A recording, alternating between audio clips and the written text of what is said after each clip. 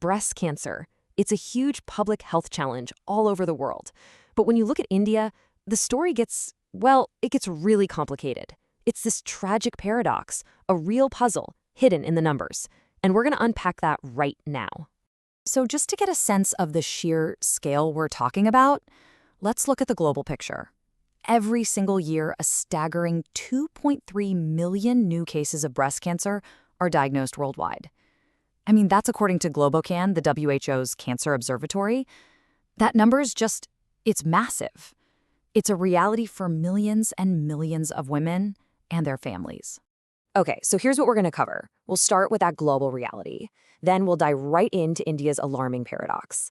After that, we'll try to understand the barriers to care, look at how modern medicine is fighting back, and finally, check out a new model for healthcare that might just change the game. All right, first things first, let's zoom out a bit and really get a handle on the worldwide impact of this disease. You know, that's a pretty stark statement, right? And it's true for so many countries. But here's the thing, why these deaths happen and how often, well, that changes dramatically depending on where you are in the world. In a lot of developed countries, things like better screening and treatments have made a huge difference. But that's definitely not the whole story. And that right there brings us to the very heart of what we're talking about today. India's alarming paradox. It's a situation where, when you look at the numbers, they don't add up. Okay, take a look at this map. It shows cancer incidence around the world. You can see that breast cancer is the most common type in the vast majority of countries. I mean, we're talking from the Americas all the way to Australia, and yep, India is right there too. So at first glance, you'd think, okay, India fits the global pattern. But now let's switch to the mortality map. And this is where the picture for India gets a whole lot darker. See how, for a lot of developed nations, think the US, Canada, Australia, lung cancer is actually the leading cause of cancer death? But in India, it's breast cancer. That one single shift tells us that something is going terribly, terribly wrong somewhere between getting diagnosed and the final outcome. And here it is, the paradox in black and white. In 2022, India was third in the world for new cases of breast cancer. Third. But for deaths, India was first. Number one. That's almost 100,000 women lost in a single year. It means India carries the single heaviest burden of breast cancer mortality on the entire planet. And if you think that's bad, it's actually set to get worse. A lot worse. Projections for 2050 show that breast cancer deaths in India are expected to skyrocket by over 200%. That's way faster than the global average, which is already pretty grim. So let's be clear, this is a crisis that is accelerating. So the big question is, why, right? How can a country that doesn't have the most cases end up with the most deaths? To get to the bottom of that, we have to look at all the things standing in the way between a woman and the care she desperately needs. This quote, this really gets to the heart of it. It's not just about hospitals or medicine. It's about culture. It's about these deeply ingrained social norms, especially in patriarchal rural areas, that create an environment where, frankly, a woman's health just isn't seen as a priority.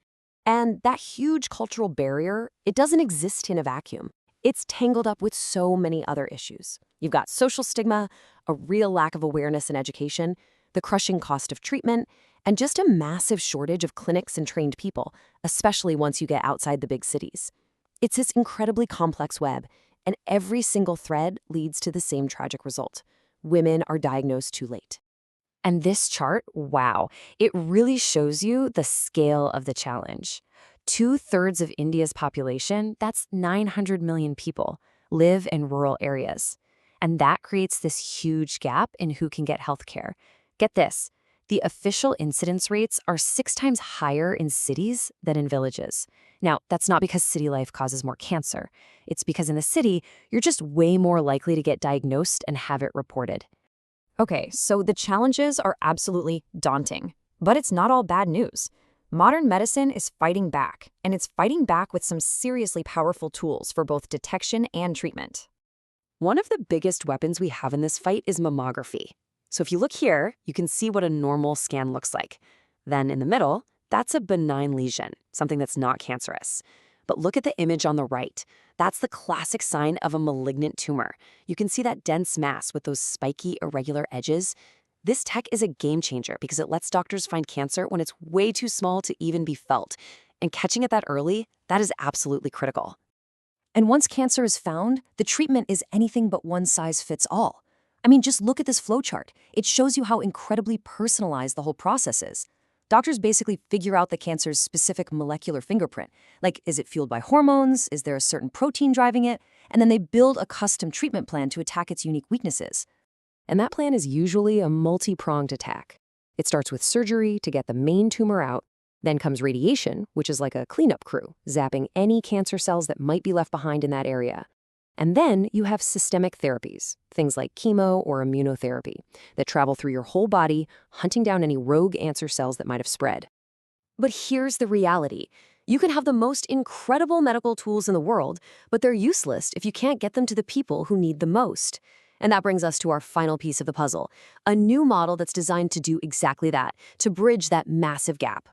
So it all comes down to this massive logistical challenge, right? How on earth do you deliver specialized top-tier cancer care to 900 million people who are scattered all across these vast rural areas? Well, one really promising answer is this innovative strategy called the hub and spoke model. The whole idea is to create a connected network, linking smaller local health centers with the big specialized ones. Let me break down how it works. Think of the spokes as the local hospitals out in the rural areas. They're on the front lines handling initial screenings, diagnoses, and more basic treatments. The hubs are the big, specialized cancer centers in the cities. They've got all the advanced tech and the expert oncologists. So if a spoke finds a complex case, they refer the patient to the hub. And, just as important, the hub sends expertise and training back to the spokes. The whole system gets smarter and better. So this model could be a real solution to India's paradox. It's a way to push that specialized care way beyond the city limits. It's a system built not just on medicine, but on smart logistics and human connection. And that leaves us with a really big, hopeful question. Could this be the blueprint for getting better healthcare to millions of people living outside major cities, not just in India, but all around the world?